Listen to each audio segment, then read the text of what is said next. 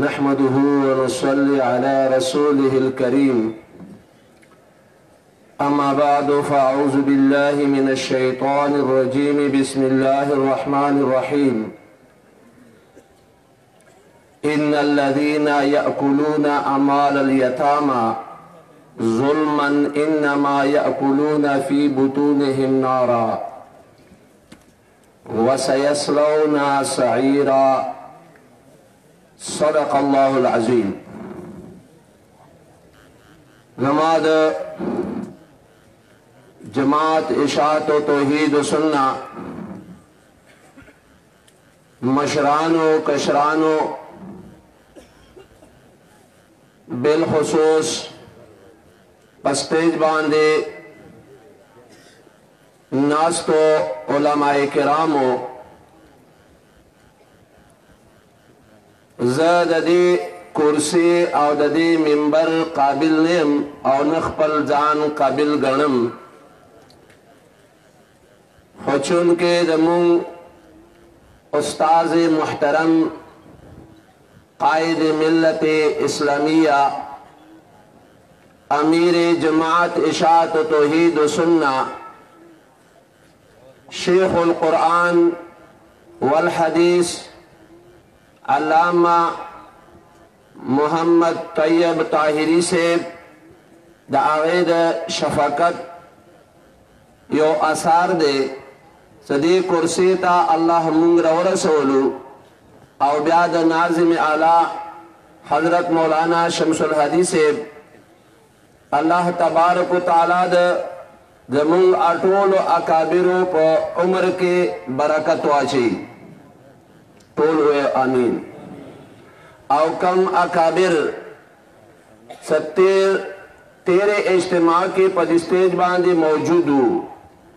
او نند موتاسو پا نظر باندے نہ ارچی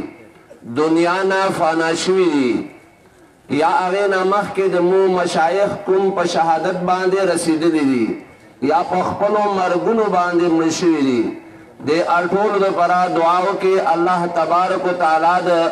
دوی قبرنا جنت لوی اعلی مقام والا اگرزی اللہ تبارک و تعالی دا دوی قبرنا منور کی. دوستانو ما تکم موضوع ناظم اعلی صاحب طرف نہ حوالہ شیوا آغاد یتیم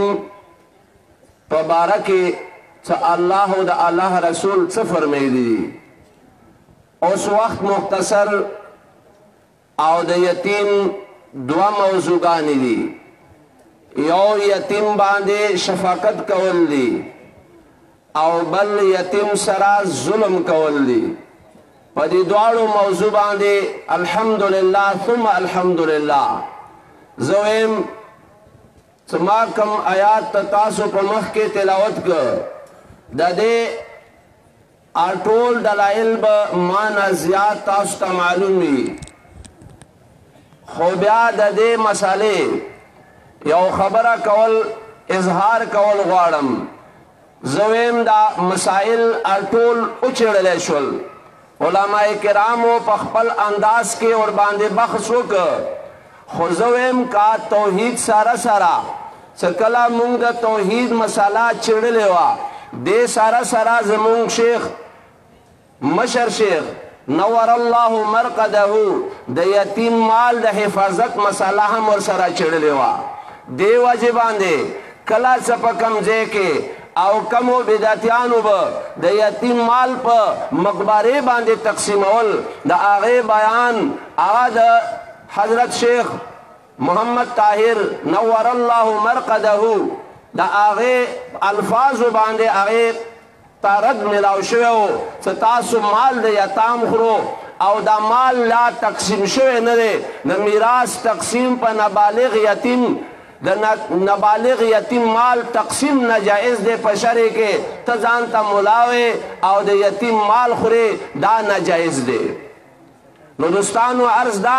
سا دا یتیم کم مسئلہ دے آغا بیادلتنا خبرم ملاو شوی دے چے اختصار او په اختصار سره بیانول دا ناممکن دي. خدا به مونږ تاسو عهد کو څومره د جماعت اشاعت او توحید او سنت والا ملګري دي چې د یتیم مال ته به لاس نه وروړو. دا مې عهد دی. او دویم چې کوم ځای کې زمونږ تاسو په دې حالاتو کې ډېر یتیمان مونږ ته پاتې شوي دي یا د کلي قوم په کوڅه کې یتیمان شته او د یتیمانو پرورش به کوو که نه خپل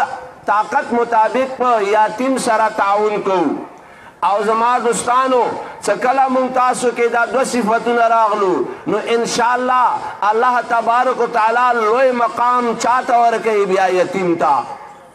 او دې مثال د محمد مصطفی صلی الله علیه وسلم دی. هغه هم یتیم و د چا په کور کې لوی شوی و د چا په تعاون سره لوی شوی و خو څه الله ورته مقام ورکول نبی د اخیر زمانې ګرځولی و.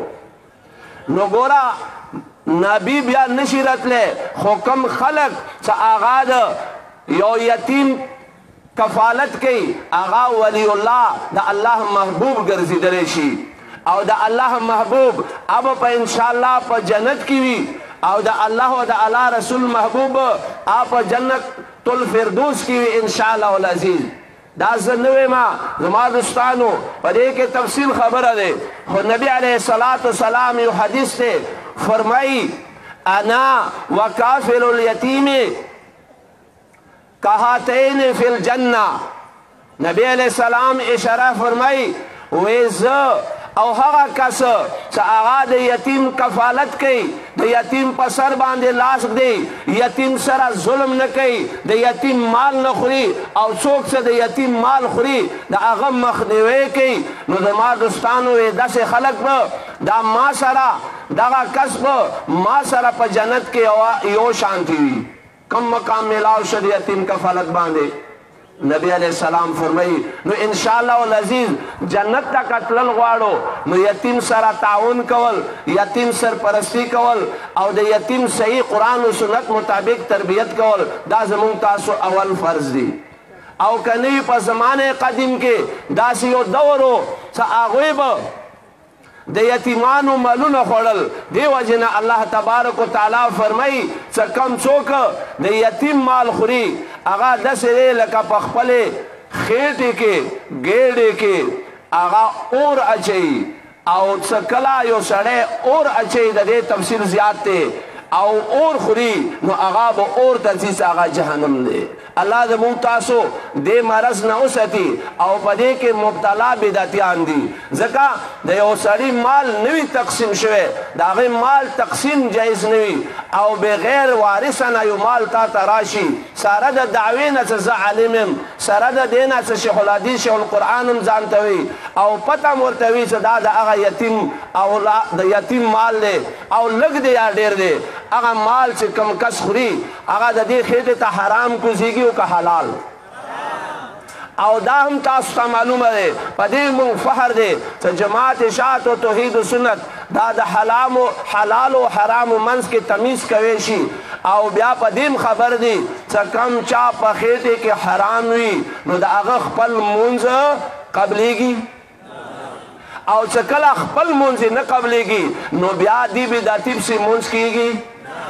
مونږ خو داسې نه ویو چې پلنکي پسې مونځ نه کیږي مونږ وایو چې بدعتي پسې مونځ نه کیږي او مونږ وایو چې حرامخور پسې مونځ نه کیږي. دا مونږ نه ویو دا تاسو په دې باندې تحقیق وګورئ. د ما دوستانو بیا هم درته د عرض کومه چې تاسو او مونږ به د دې خبرې انشاءالله داعیان جوړېږو سره د توحید و سنت مسالې چې په کومې علاقې کې یتیمان وي د هغو سرپرستي به قرآن و سنت رڼا لاندې کوو به که نه. بل یو عرض کوم بدعتیان لګیا دي مختلف قسم پراپیګنډې کوي او د سیاسي امورو کې یو خبره وي ناظم امیر ناظم او خزنچي وغیره د هغې څه جوړ شي بیا د یو بل کس جوړوي چې هغه ته زمونږ تاسو په اصطلاح کې شیطان وي. ځکه د شیطان کار دی دوه سره جنګوي رشته نه دروغ نه رشته جوړوي هغې ته پراپیګنډا سیکرټري وي. څه ورته وایي هغه به پراپیګنډا جوړوي بونه بالا او بدې ردې خبرې به کوي. نو نن دا سوشل میډیا دور دی مونږ ګورو بعضې خلک ناپوهي وجې باندې ځکه دا جهال دي کم سړی بد ردوي هغه څه وي جاهل وي او مونږ تاسو الحمدلله اهل علم یو مونږ د دې دعوا کړې او دا هم صادقه کړې دی او زمونږ مخالفین د دې تعریف کوي زمونږ تاسو به د بدو اخلاقو مظاهره نه کوو او په میډیا باندې سوشل میډیا باندې کا باطل مونږ تاسو ته کمزل وکړي مو به انشاءالله هغې ته د حق دعوت ورکوو کمزل به نه کوو انشاءالله دا مو وعده دی که نه بالخصوص نوجوانانو جذبه وي د هغې جواب هغه په ځان باندې لازم ګڼي خو تاسو ته دا هم یاد دی چې د حق په مقابلې کې به جواب څوک ورکوي بیا فرشتې ابا ورته وایي چې د دې لاسونه هم هلاک شه الله به ورته وایي د دې خوله هم ماته شه او خوله به ماتېږي انشاءالله نو آینده دپاره کم مخالفین چې هغه مخالف او پراپیګنډه کوي او موږ تاسو ته پکار دی چې هغې مو صحیح طریقې سره اصلاح په نیت باندې جواب وکړو نه خلاف ځکه هغه یو کمزل وکړه موږ دوه وکړو د هغې یو غلطي زموږ دوه ښکاره کېږي آینده دپاره به دې نه ځان ساتو که نه الله تبارک وتعالی د زمونږ دا اجتماع پورا امت لپاره خیر او د عافیت ذریعه وګرځي زمونږ مشایخو په عمر کې د الله تبارک وتعالی برکت واچي او الحمدلله په ضلع هنګو کې او په اورګزۍ جلسې کې او په نور ګرد و نواح کې د جماعت اشاعت او توحید و سنت ښه ترتیبوار کار روان دی او څومره مخالفین موږ ورته نه وایو ناپوهي ورته وایو هغه ناپوهه خلک دین به دین انشاءالله جماعت اشاعت و توحید سره تعاون کول ولا جوړیږي تاسو هم دعا کوو چې آینده دپاره د ضلع هنګو په کثیر تعداد سره